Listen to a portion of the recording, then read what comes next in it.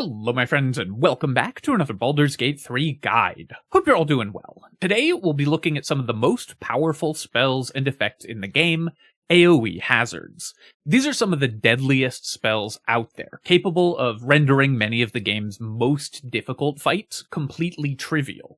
But they're also one of the most confusing types of spells. I very frequently get questions about which of these spells actually work together, how you can combine them, and how you can use them to win fights, and which ones will just overwrite the ones that you're trying to use. So today, that's what we're talking about.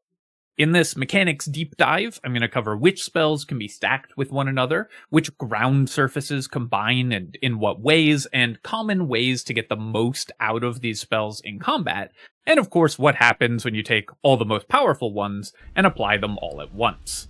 So we're going to have Gale jump in here, and that should give you some idea of what we're looking at. Before I begin, and while Gale is slowly getting obliterated over there, I do want to take a quick moment to say thank you so much to Tarantula for the $5 donation, Andy Laser for the €15, Keely Damortoy for the $5, and Ritum Deb, Hotline, and Caleb Walton for becoming channel members. Thank you so much, my friends. I really appreciate the support. It really means so much to me. Alright, let's talk hazards. So hazardous effects in Baldur's Gate 3 come in a bunch of different forms. You can have surfaces that go on the ground, like this ice surface. You can have clouds that hang in the air, like this cloud of darkness. You can have things falling from the sky, like this sleet storm. And you can have a bunch of other different effects.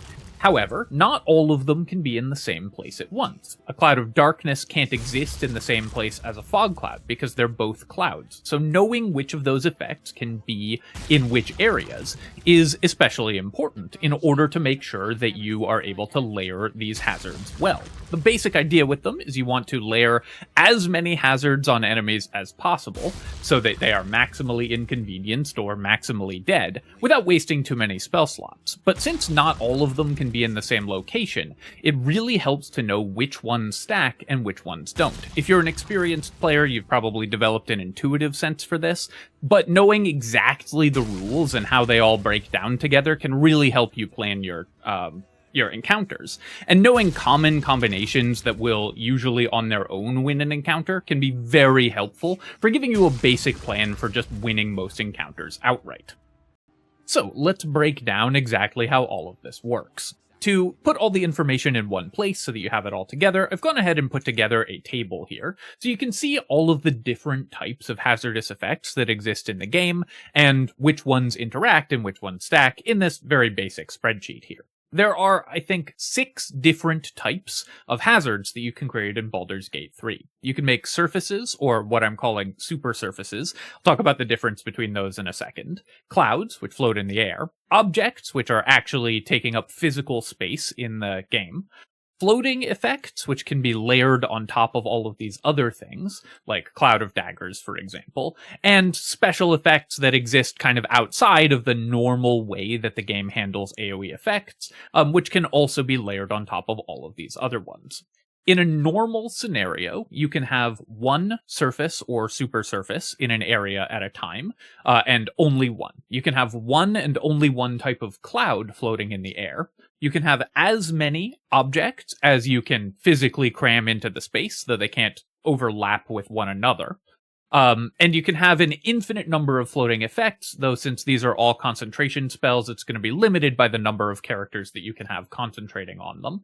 These also will stack with one another, but won't stack with multiple copies of the same effect. So, Cloud of Daggers and Insect Plague, you can have both of those in the same space, but you can't have 2 Cloud of Daggers or 2 Insect Plagues affecting the enemies at the same time. Finally, you can also have an infinite number of special effects like Moonbeam, Sleep Storm, or Glyph of Warding, though again, these are limited by concentration, or in the case of Glyph of Warding, a hard cap on one of them that can exist at a time.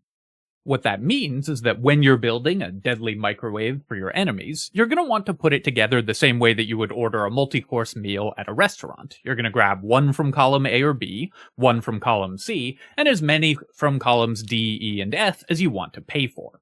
That will give you the most possible damage and the most possible crowd control effects, the most possible hazards that enemies have to deal with, all packed into the smallest possible area.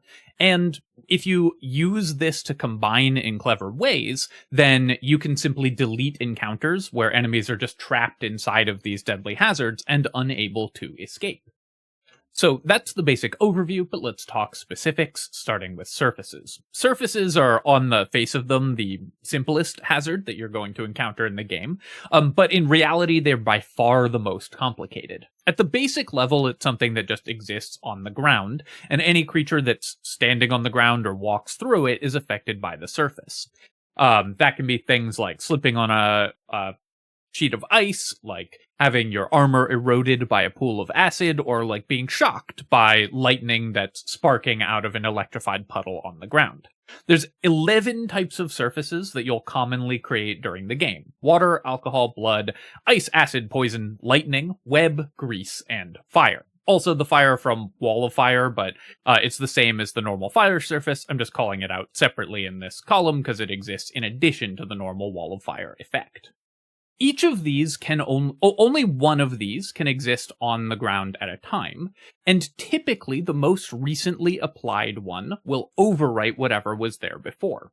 There's actually more surfaces than this in the game as well, that the player usually won't be creating, but the environmental surfaces will typically be overwritten by these surfaces, so these are the only ones that we really have to worry about.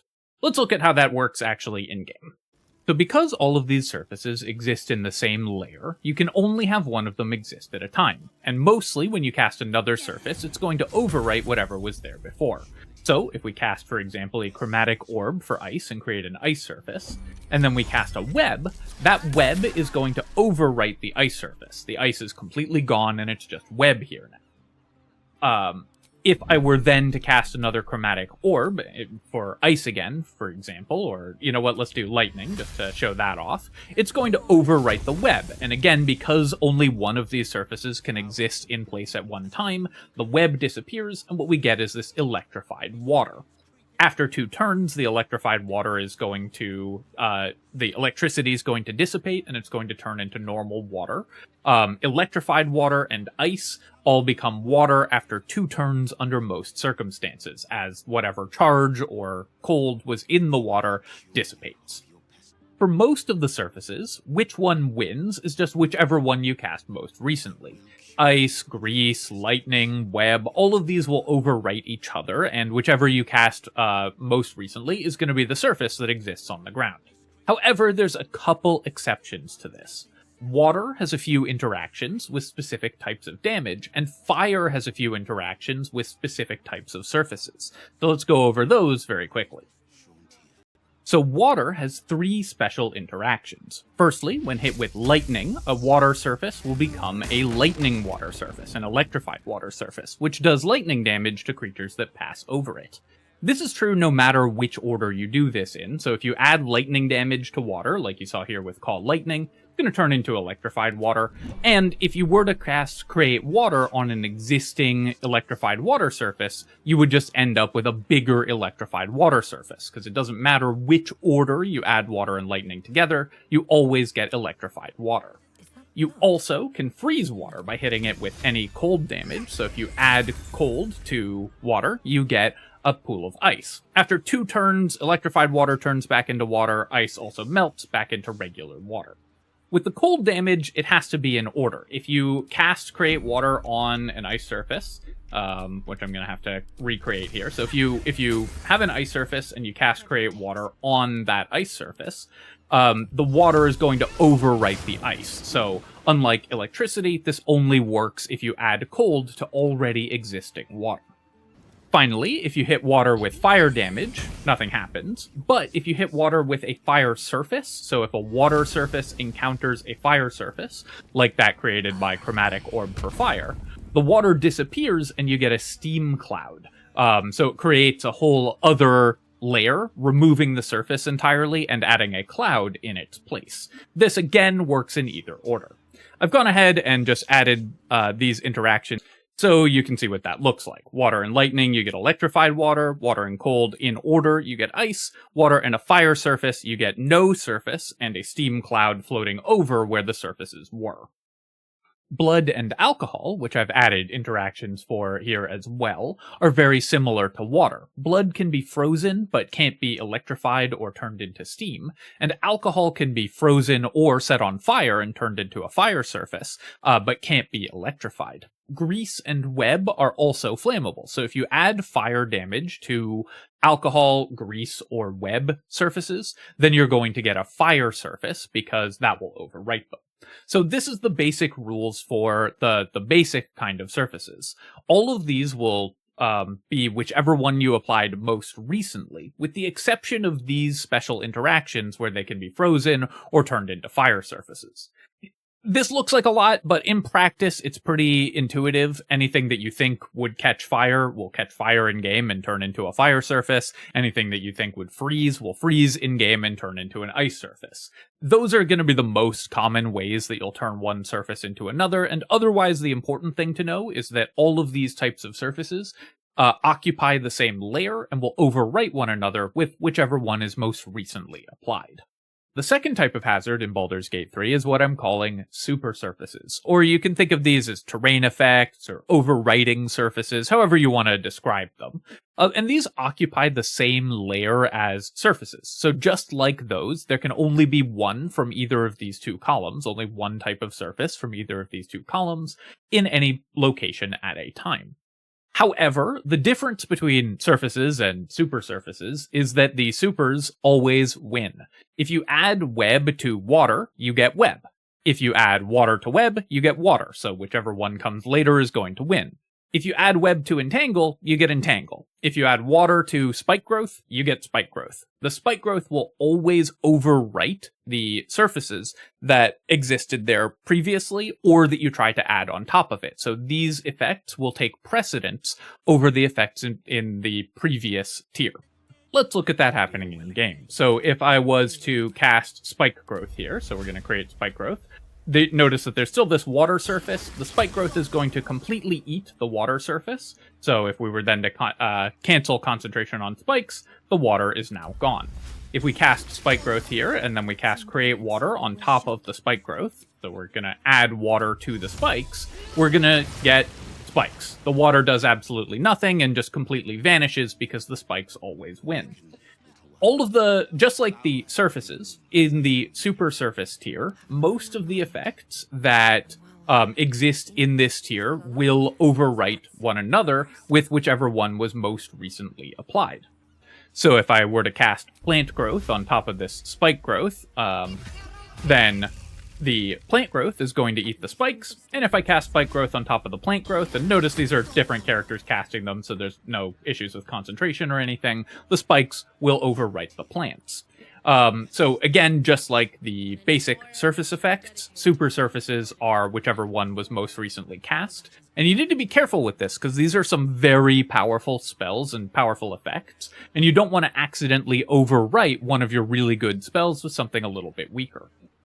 There are, once again, two exceptions to this. So plant growth is flammable. So if we were to cast plant growth, so let's go ahead and do that. We cast plant growth here, and then we hit it with any source of fire damage, then that's going to turn into a fire surface. Spike growth is not flammable, so we can overwrite the fire surface with spikes. Oh, if it casts actually on the ground here. So we can overwrite the fire surface with spikes, and that's going to cause the fire to dissipate completely. If we try to set the fire surface on fire, or the spike surface on fire, nothing happens. Entangle is also flammable, so plant growth and entangle exist in the supersurface layer, but both can be set on fire and turned into fires. And once again, I have gone ahead and added those interactions to the spreadsheet. So plant growth plus fire, you get fire. Entangle plus fire, you also get fire.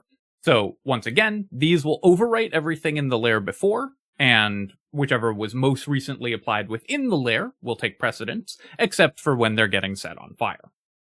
The third type of hazard you can make in Baldur's Gate 3 is clouds, and you'll notice that I have changed the spreadsheet a little bit. This is because I discovered, as I was demoing this, that I was actually fully wrong about this mechanic. I had thought that clouds always overwrote with whichever was the most recent that you applied, because most times in-game you don't cast a cloud on top of another cloud.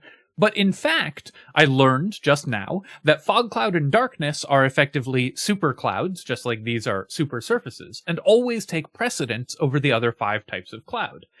So basically, the way that it works is you can only have one cloud in a place at a time, and these are things like stinking cloud, cloud kill, steam that you create from water surfaces, or ice clouds that you create by breaking the ice columns from the wall of ice spell.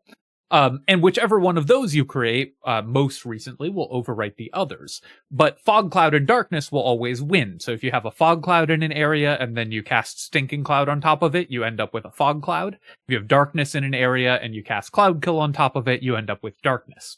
Pretty important actually to not to know that, because accidentally eating your cloud kill with a level 2 darkness spell by trying to cast it on top of the darkness is going to be really bad. So knowing that, and the fact that I didn't know that, is honestly really funny. Obviously, you can still learn things about the game even after many, many years and many, many hours playing it. The clouds, just like the surfaces, come in, are all occupy the same layer, but fog cloud and darkness will always take precedence. Let's look at how that works in game. So here I've created a steam cloud. If we were to cast darkness on top of the steam cloud will vanish, and what we have is a darkness spell. If we then were to cast cloud kill on top of the darkness effect, I guess let me quickly pass the turn so we can do that.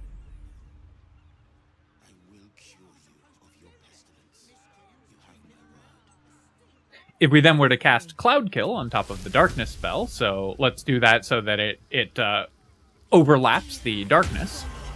You'll notice that here we still have darkness, though we have cloud kill outside of the areas that the darkness existed in. If we then cancel the darkness effect, you can see that the cloud kill did not spread into the darkness. If we were to cast Stinking Cloud on top of the Cloud Kill, so let's go ahead and cast Stinking Cloud, this is going to eat the Cloud Kill. And so you can see that the Cloud Kill that's overlapped by the Stinking Cloud becomes Stinking Cloud. This is very important as well because it's easy to accidentally, if you're using Stinking Cloud and Cloud Kill, overwrite them with Steam. Steam is kind of dangerous because if there's a water surface and you have it interact with a fire surface by, I don't know, casting plant growth and the plant growth touches a lit torch or something and catches fire, it's going to create a cloud of steam, which is going to eat your Stinking Cloud or your Cloud Kill. That is something that you really need to pay attention to when you're using clouds, because having your 5th level Cloud Kill get disappeared by a cloud of steam popping up from the ground is obviously something that you really want to avoid. So for the most part, the way that clouds are going to work is that of these types of clouds, the most recently created one will take precedence, but Fog Cloud and Darkness will always take precedence over those, and between those two, the most recently created one will again win out. The 4th type of hazard that you can create are spells that create actual objects. These are things like Wall of Stone and Wall of Ice that create pillars that actually have hit points and occupy space.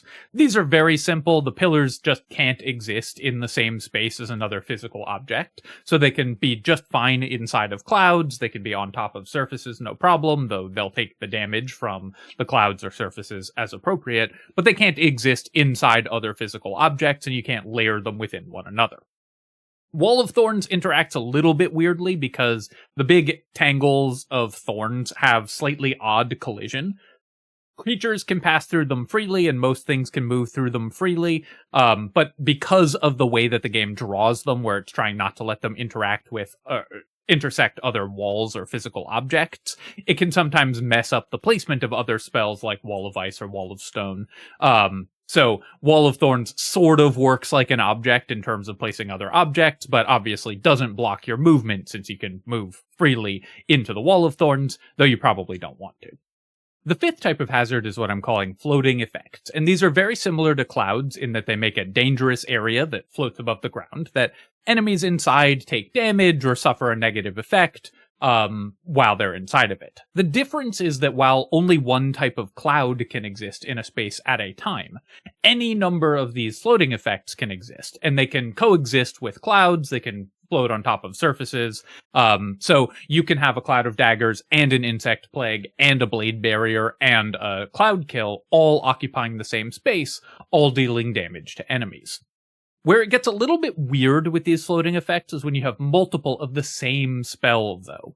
For the most part, 2 of the same floating effect don't stack, except for the initial damage. So if you cast Insect Plague on a group of enemies, they'll take the damage. Cast another Insect Plague to overlap the first one, those enemies will take the damage again. But then at the end of their next turn, they'll only take the damage from one Insect Plague, because only one of them can kind of exist in that space at a time.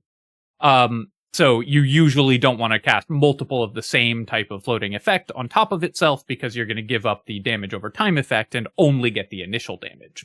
There's also some interesting effects depending on how exactly you overlap them and how enemies enter these effects, and it can cause it to do different amounts of damage if you're casting multiple of the same floating effect. So I'm going to show you some of the weird interactions here, but for the most part, when you're actually playing the game and building encounters, all you have to remember is that you only want to use one of each of these types of floating effects, but you can have any number of different ones, and they'll all affect the same space. But let's look at the weird mechanics just for fun. So firstly, let's look at the normal effect. So if I was to cast an Insect Plague so that it hit my character here, and then I cast a second Insect Plague so that it hits my character, you can see that we take the initial cast damage from both Insect Plagues. However, if I then pass the turn, because it's Insect Plague, nothing's going to happen at the beginning of the turn because it doesn't trigger until the end of the turn, which is part of why it's generally not an amazing spell. We will then pass the turn again, and my character, as you can see, only takes the one damage, the one damage instance from Insect Plague, even though we're inside 2 different plagues, because only one of the damage over time effects, which places this condition on your character, can exist at once. Where it can get kind of weird is if you have creatures passing into the hazardous effects rather than casting them on top of them. So let's say I was to cast 2 very closely overlapping Insect Plagues next to my character here, and then I have them walk into it. Whereas previously, when we cast 2 Insect Plagues on top of ourselves, we took the initial damage from both. This time, you can see we only take the initial damage from 1 Insect Plague, so we only got the damage instance from a single Insect Plague. This obviously is much worse, so if you're going to use 2 of the same effect, you definitely want to cast them on top of enemies, rather than try to push enemies into them or have them walk into those effects, because you will often only get the initial damage from one of the 2 effects if there's 2 of the same thing layered in the area. I have found this to be pretty inconsistent and pretty buggy, so I've found that 2 copies of Cloud of Daggers almost always does the initial damage from both of them, even if you have your character pass in from outside, or even if they teleport or jump in. Insect Plague almost always only does the damage from one of them, but both of them I've seen both behaviors, so again, for the most part, what you want to do is just only use one of each type of floating effect, but I wanted to show you this kind of weird corner case mechanic, because that's the type of thing that's fun in a mechanics deep dive. And finally, the last category is special effects that didn't really fit into any of the other categories, although there have been so many exceptions and weird corner cases that I wouldn't blame you if you put any of these other ones into this special category as well. The ones that I'm talking about here are Moonbeam, Sleet Storm, and Glyph of Warding, because they kind of break the rules that we've talked about for how you can stack area of effects. Glyph of Warding can go anywhere. It can pass through solid objects, so you can often clip it through a wall and have it hit enemies on the other side of the wall. Doesn't always work, but usually works. And it can exist simultaneously with clouds and surfaces and everything else, but you can only have one of them at a time. Sleet Storm will recreate an ice surface, and unlike other ice surfaces, it will overwrite fire rather than be melted by it. So you'll get an ice surface, not a fire surface, if you put Sleet Storm on top of a fire. And Moonbeam can be moved, so it works basically like a floating effect in that it can exist simultaneously with all of these other things, does damage in the area, but it can be moved unlike these other effects. And because of the way that Moonbeam is coded, it can often not pass through solid objects, even when these other clouds or floating effects could. Because the Moonbeam actually has a 0 size entity that originates the moonbeam damage, and so if it's like clipping into a wall or something, sometimes the moonbeam effect won't take place. So it works kind of like a cross between one of these objects and one of these floating effects, in that it sometimes can't exist in simultaneously in an area with a solid object, but can layer just fine with everything else. So all of these work roughly the way that you would expect them to and can be stacked with most other things, but break the normal rules in a couple ways that I felt were worth calling out. And finally, now that we know how these effects work, let's put them together in powerful combinations so that you can use them to win encounters. So I'm going to show you a couple of the most potent combos of each of these spells and each of these effects at each spell level so that you can easily use them to win encounters of that level. So let's say we want to spend first level spell slots, so right at the beginning of the game. One easy way to get a very powerful crowd control effect from 2 first level spell slots is to cast Create Water, which makes a fairly large area of water, and then freeze it using something like Ray of Frost, which obviously is a cantrip, so it doesn't cost you a spell slot to use. On top of that, you can cast Fog Cloud, which will be slightly larger, or which will be the same size as the Ice Surface, so with a first level spell slot, and will cause enemies inside of it to be blinded and unable to walk out, or to jump out of the ice surface. Blinded creatures can't target anything further than 5 feet away from themselves, so they will have to walk across the ice surface. When a creature walks on an ice surface in Baldur's Gate, they have to make a dex save or fall prone. If they fall prone, they get stunned. So a character on one of these Create Water ice surfaces inside a fog cloud has to walk on the ice surface, will always have to make that dex save, and will often be stunned on their turn. Even if they aren't stunned, they are often going to have to use their entire turn to move out of the fog cloud, and if you have backed up a little bit, they will often not be able to attack you anyways. So this can usually stun multiple enemies for at least 1, and often several turns, as they continuously slip and fall because they can't jump off of the hazardous terrain. When you get to second level spell slots, you can do basically the same thing, but with also a bunch of damage and a larger AoE. So if you cast Spike Growth, and then layer a level 2 fog cloud on top of it, because the level 2 fog cloud, the upcasted fog cloud, has increased AoE, then enemies inside of this, because Spike Growth has a 20-foot radius, will have to move at half speed on the difficult terrain of the Spike Growth. That means they're using 30 feet of their movement speed to not leave the Spike Growth, so their entire movement is dedicated to just walking. And then they're going to have to dash if they want to leave this hazardous area, if you place it on the center, with enemies on the center, or so that they have to walk through the whole thing in order to get to you. Like, imagine an enemy is here, for example, and wants to close to melee. It has to pass through the entirety of this hazard to get to us. Those enemies have not only had to dash, which effectively stuns them because they've used their action dashing, they've also taken a whole ton of damage as they pass across the Spike Growth, because as you walk on the Spike Growth, you take additional damage. So that is a very easy way to shut down an entire encounter with just 2 second-level spell slots. When you get to third-level spells, the areas get larger and the effects get even more devastating. Replacing Spike Growth with Plant Growth quarters enemy movement speed. So the enemy who previously was able to dash and get out of the Spike Growth, now they're dashing and they're still not out of the Plant Growth. You can keep them locked into that with Hunger of Hadar, which conveniently has the same 20-foot radius as the Plant Growth, so enemies inside of it are blinded and will not be able to jump out, so they're going to have to use their entire 30-foot movement speed to move 7.5 feet, and then dash, move 7.5 feet, and they're still not out of the hazard. This, again, with no saving throw, stuns entire encounters for multiple turns. When they do finally get out, they've dashed, so you can just use your attacks to kill them if they've taken enough damage, or shove them back into the effect if you just need more turns of them being stunned.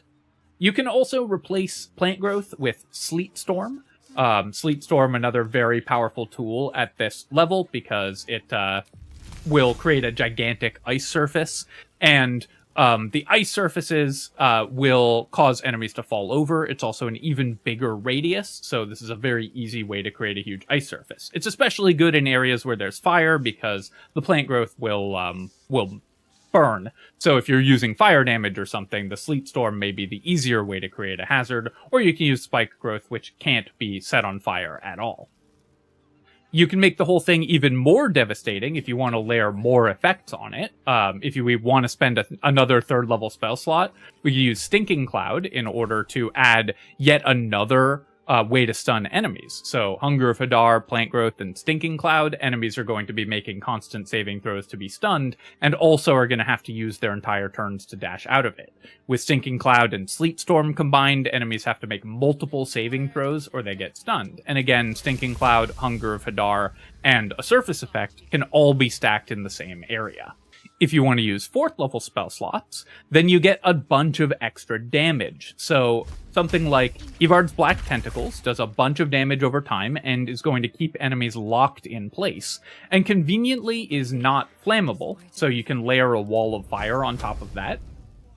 And that will do an enormous amount of damage every turn. Enemies inside of it are taking the Black Tentacles damage, they're taking the Wall of Fire damage. You can again add even more hazardous effects from earlier levels, things like even just a Cloud of Daggers for more damage is very likely to kill whatever enemy is inside of this, but you can also use Hunger of Hadar and stuff like that to keep them in it for longer. Remember that all of these earlier effects you can build up and combine. Usually you're going to want to use like 2 spell slots or maybe 3 on more difficult encounters. But if you want to, then you can be a little more spendy and shut down enemies even further. And of course, if you want to get really spendy and use 6th level spells, the combination of Wall of Thorns plus Blade Barrier is going to just flatten anything that's underneath it. Now, obviously, this is a very, very expensive combat if you want to use both of these 6th level spells. And these spells do have a couple bugs that prevents them from doing quite as much damage as they should, because there's some issues with the save DCs. But nevertheless, if you combine both of these spells on top of enemies, they will have a very hard time getting out of it, and the amount of damage that they're taking is going to flatten whatever is underneath this combo extremely quickly. And of course, you can add even more spells if you want them dead even faster. And finally, just for fun, let's make the most deadly combination of spells that we can with this group of characters. So, obviously this isn't going to come up in-game, because you're not going to spend this many spell slots in one encounter, and if you did, it would be over before you managed to cast all of these. But just for fun, let's see how dangerous we can make one area. We're limited mostly by concentration, so we're looking for effects that don't take our concentration. So I'm going to start by casting Wall of Ice and then canceling concentration on it. This will yield the ice clouds that deal an enormous amount of cold damage to anything inside of them. Then we're going to have our druid cast Wall of Thorns for even more damage and an entangling surface, so we can get that in addition to the cloud, because these can all exist in the same spot. We'll go ahead and throw in a blade barrier as well, so we'll just stretch that across this whole area. Have our character here use an upcasted Cloud of Daggers, so we can use our 5th level spell slot for a Cloud of Daggers on top of all of this again. And then finally, let's go ahead and use Hunger of Hadar in order to keep anything that strays into this locked inside of it. Get all that put together, and then we're going to have Gale jump into it. And of course, that takes him out immediately. Alright, my friends, I hope that you have enjoyed looking at hazardous locations and hazardous effects that you can layer on top of each other to devastate encounters. I hope that you've had a good time with this mechanics deep dive. I've really enjoyed putting together this type of video, so I really hope that it's something that you guys enjoy as well. Definitely let me know if you'd like to see more of this type of thing, or if you didn't enjoy it and would like to see less of this type of thing and more of my classic build guides.